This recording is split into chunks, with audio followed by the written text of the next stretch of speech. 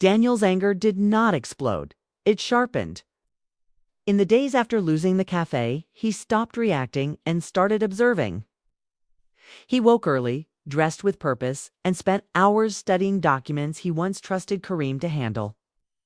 Financial reports, investor agreements, expansion plans, papers he had ignored when friendship felt stronger than contracts. Now every line mattered. He noticed patterns quickly. The cafe had grown fast after the ownership transfer, faster than it ever had before. New branches were announced online, renovations began, and investors praised Kareem's bold leadership. To outsiders, the business looked stronger than ever. But Daniel saw cracks hidden beneath confidence. Loans had multiplied. Deadlines tightened. Growth depended on constant success, leaving no room for mistakes. The realization stirred something dangerous inside him.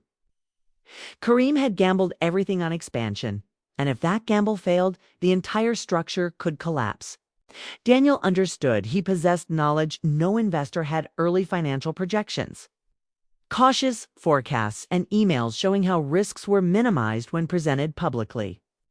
None of it was illegal, yet revealing the truth at the right moment could destroy trust between Kareem and his backers. The idea felt like power returning to his hands. For the first time since the betrayal, Daniel felt in control. He began organizing files carefully, building a timeline that connected decisions. Kareem preferred to keep quiet. Each discovery strengthened his resolve.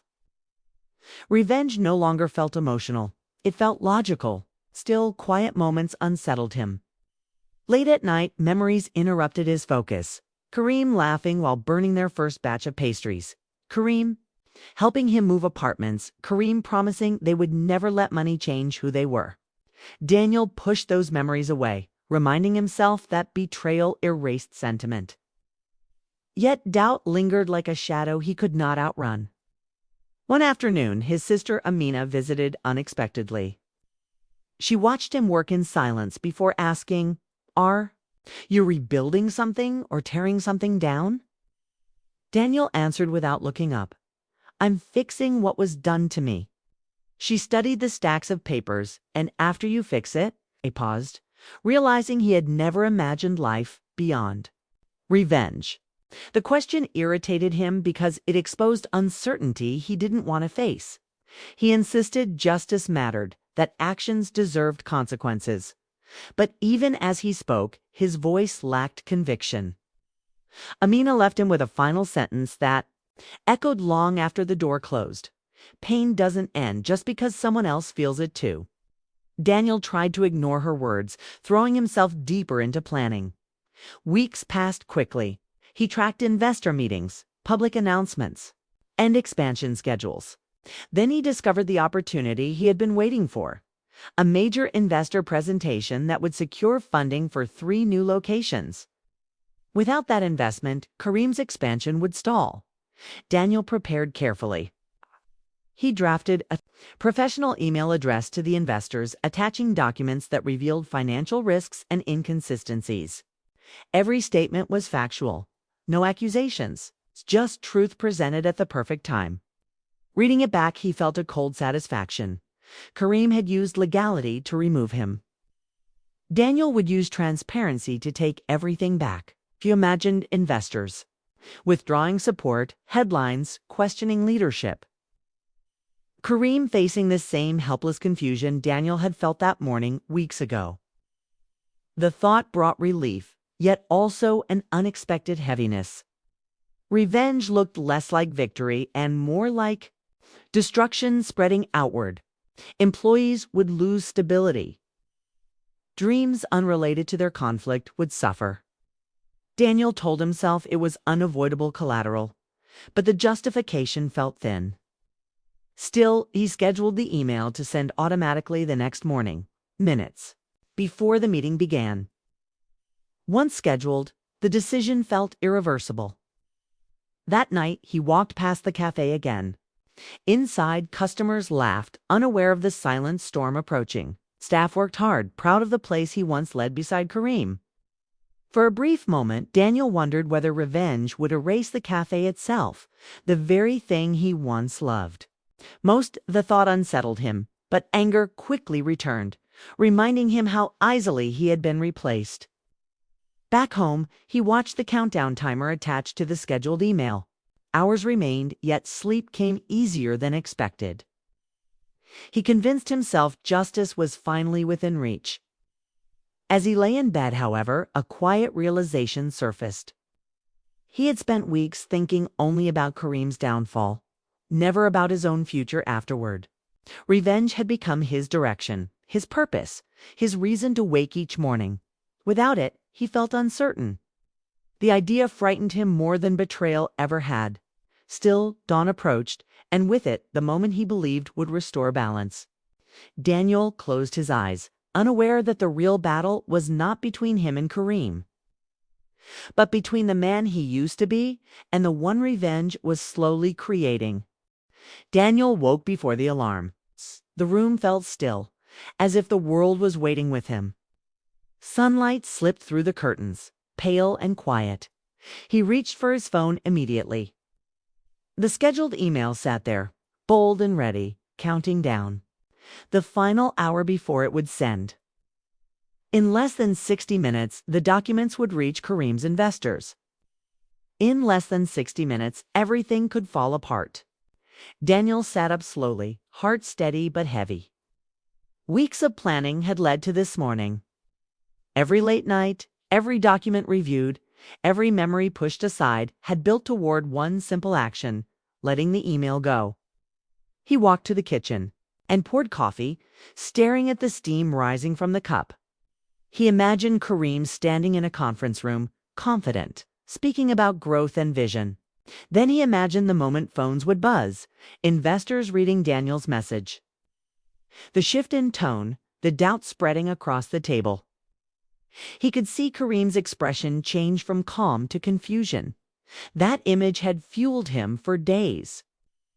Yet now, the satisfaction he expected felt distant.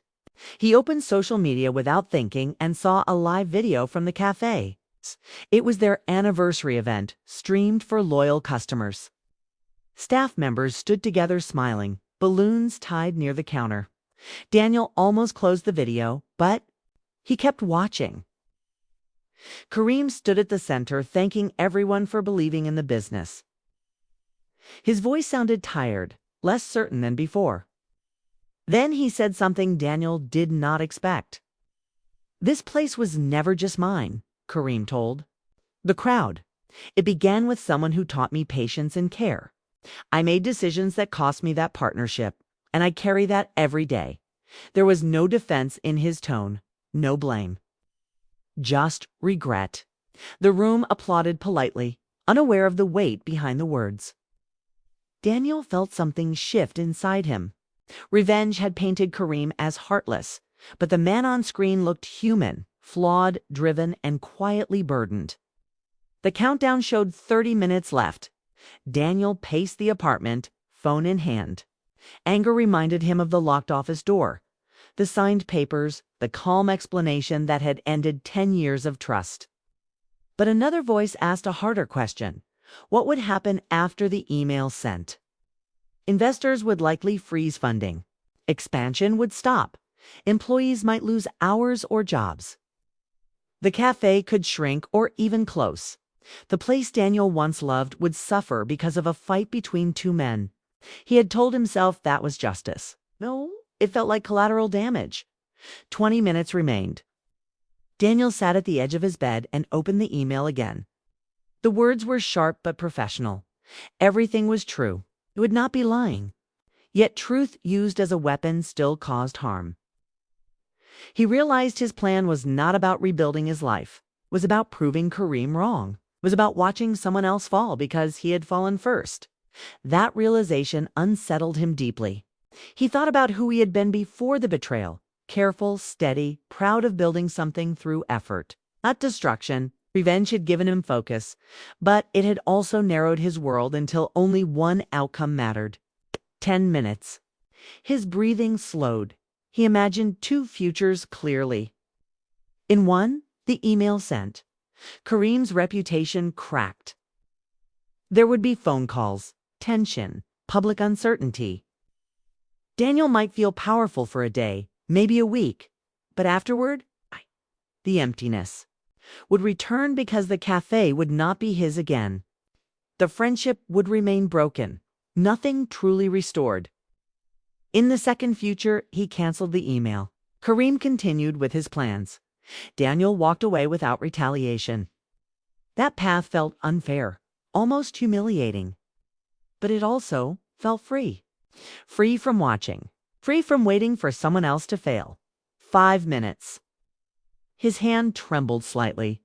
Not from fear of Kareem, but from fear of letting go of anger that had carried him this far.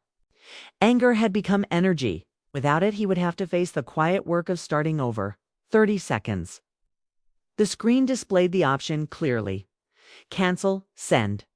Daniel closed his eyes. He remembered painting the cafe walls with Kareem. Years ago, both of them exhausted but hopeful.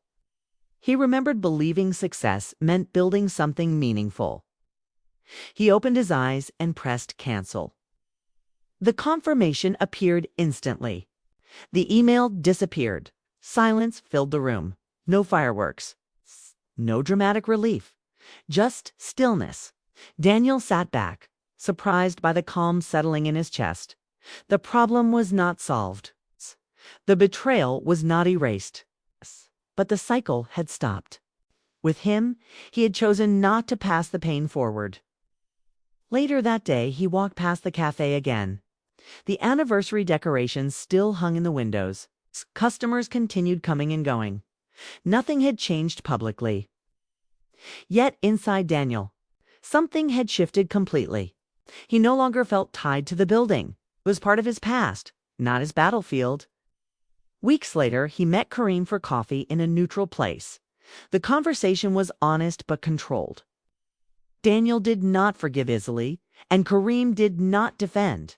Himself, there were no dramatic apologies, only acknowledgement that ambition had cost something valuable. Daniel left that meeting without reclaiming ownership or demanding anything. Instead, he began searching for a small space across town, sketching ideas for a new start built slowly, carefully, and entirely under his direction. Standing inside, an empty rental unit days later, Daniel felt a quiet strength return. Revenge had promised satisfaction, but it would have chained him to someone else's failure. Walking away felt harder, yet cleaner. He understood now that justice and revenge were not the same. Justice seeks balance. Revenge seeks damage. By choosing not to send that email, he had protected more than a business. He had protected the person he wanted to remain. And as sunlight filled the empty room that would soon become his new cafe, Daniel realized that sometimes the most powerful victory is refusing to become what hurt you.